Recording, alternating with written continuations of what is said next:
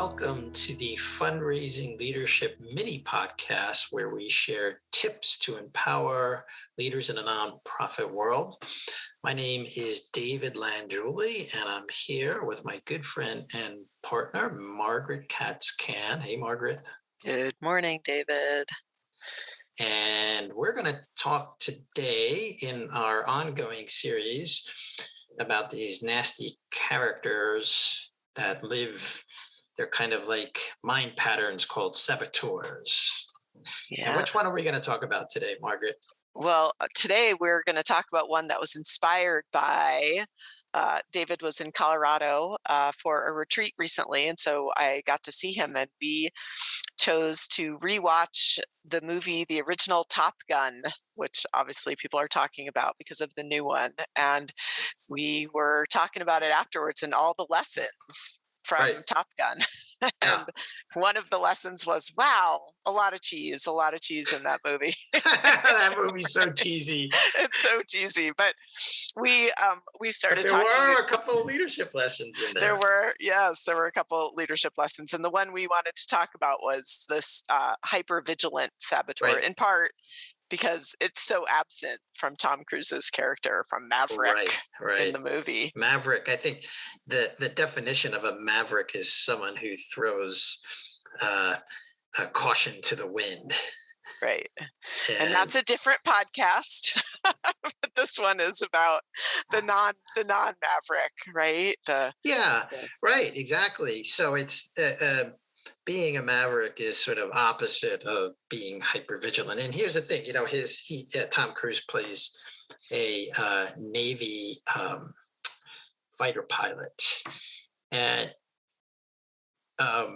when I think about the movie and I think about Navy fighter pilots, there is a certain amount of vigilance that's required to be a pilot. I mean, it's a highly skilled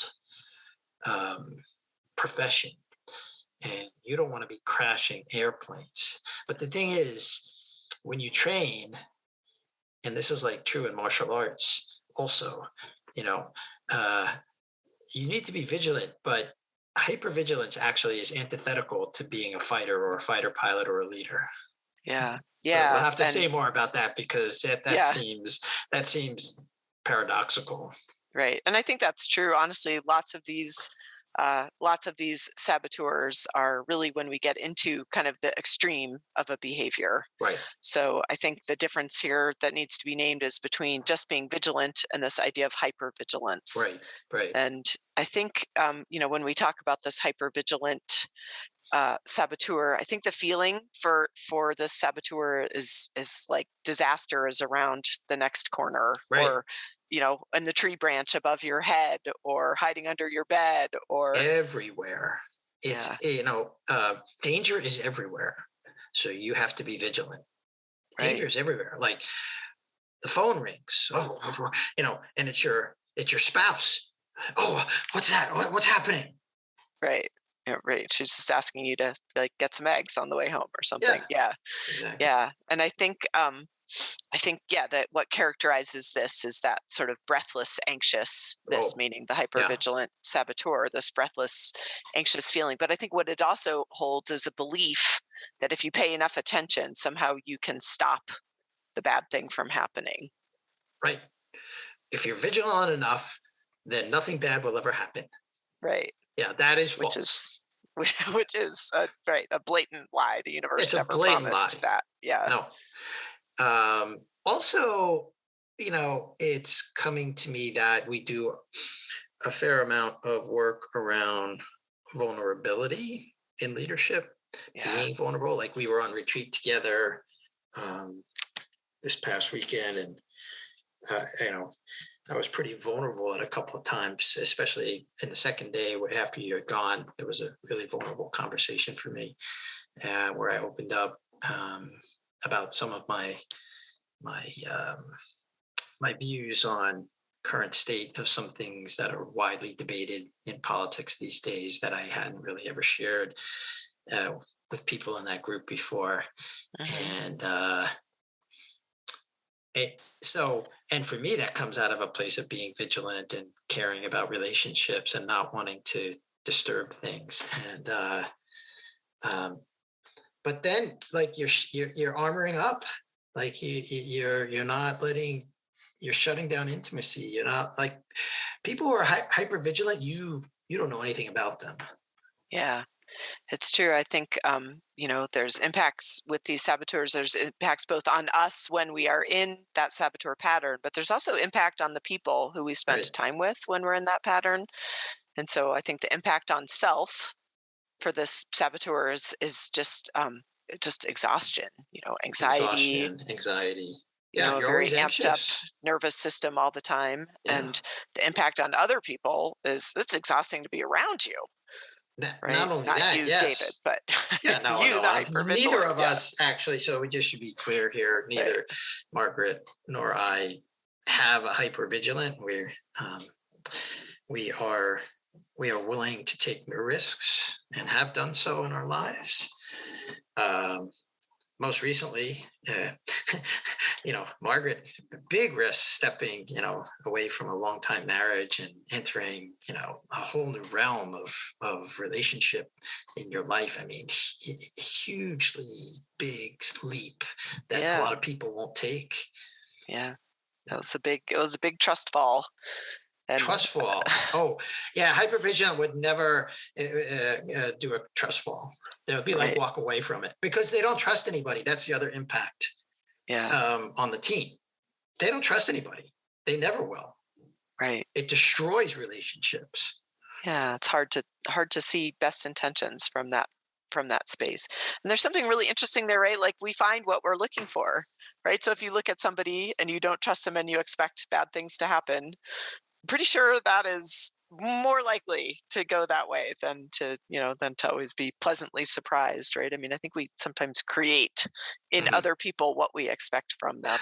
Very hard time delegating, Yeah, right? right. Because if I delegate this, this person might make a mistake and that will hurt my reputation, or that'll have a negative consequence on me. They'll make a mistake, and I gotta this is where the controller comes in too. Yeah. You'll see this, like we talked about the controller, and but the hyper vigilant will check in every 10 minutes. How's it going? How you doing? Yeah. What's that on your page? That's not your Well, essay, is it? Yeah. yeah, well, That's here's not an your interesting. presentation. You're not going to use that slide, are you? Yeah. Right. Yeah, exactly. Let me see all your Yeah. slides. I feel like the controller, the stickler, which we've talked about those two, and it feels like hypervigilant is it's like a triplet with those or a Oh, cousin, right? Like they're all ways of controlling, trying to control. Well, they're ways of living in the illusion of what you can control. it's very interesting. I had this conversation with Lillian last night when I got back from the retreat, and she was with her two other sisters while I was away, and they were talking about cell phones. And I guess there's some app where you can track your kids all the time.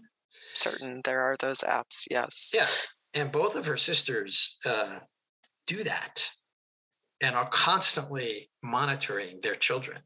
And Lillian shared, like, no, and my daughter was there, and all of our daughters were together at this big dinner. I wasn't there, but Lillian's like, no, we don't do that. And then our daughter Claudia was like, yeah, my parents trust me. I keep in touch with them. I let them know where I am and what I'm doing. Yeah, yeah. And So again, I wonder. when I heard this, when I heard this conversation, and it's brilliant that we're talking about it today. We actually just decided to do this morning in the moment, and I said to Lillian, who's been through our positive intelligence program, I was like, "Ooh, yeah, that they're both very hyper vigilant." Yeah. Yeah, Yeah. And as with all of these, just from a space of compassion, as with every one of these saboteurs, they are developed strategically and protectively for us, and I think right. often people who developed this it just didn't feel super safe, right, as a kid. No, no, definitely not. Early high childhood trauma about not being safe, and Yeah, like really not being safe. right, uh, Not just even the the appearance of not being safe, right. but it Kids who can, are bullied, or right, like, or probably or kids who were abused. exposed to traumatic events in a Yeah. community, those kinds of things. So I do think that Yeah. that's where this comes from. But I mean, it's a reaction to something you couldn't control, Right. right, as a Yeah. child. But Exactly. And now, as an adult, and as a leader in an organization, you start, well, you still think you have to make everything safe. yeah, And the reality is it's impossible. This is yeah, where this causes a lot of stress. right. And The so what we were, reality, you'll go around and try to make everything safe for yourself and others, yeah, except that will exhaust you because you can't, and cause a lot of anxiety because you can't possibly make everything safe. right. Mm. It's not how we build trust. Not how we build trust. It's not even how we It's- effectively protect ourselves, yeah, right? Because it's hard to distinguish them. Like, what's uh, what do I really need to be vigilant about, and what just, yeah, I can let go.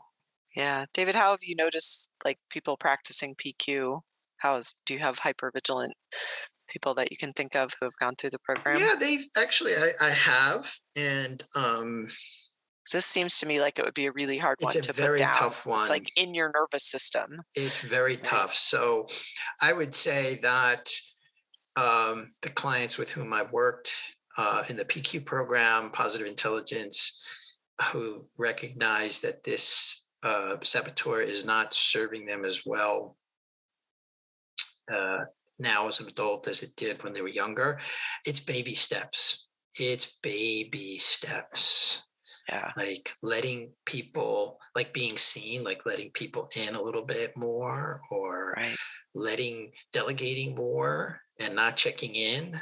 Yeah, These are like little steps leaders can take. I mean, there are people I know who this may not be like one of their strongest saboteurs, and yet vulnerability is very tough for them. And it's a yeah, self protective mechanism. sure. Well, Yeah. it feels like the opposite of being armored up, right?